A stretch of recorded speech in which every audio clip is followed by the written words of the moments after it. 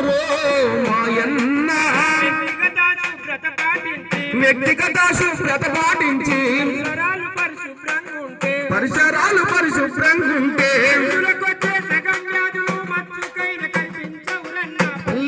నా ప్రజలకు బాధలు అధికంగా ఉన్నాయి రోరన్న పరిసరాల పరిశుభ్రత లేకనే రోగాలు వచ్చను రో మాయన్న. జిల్లా కలెక్టర్ గారు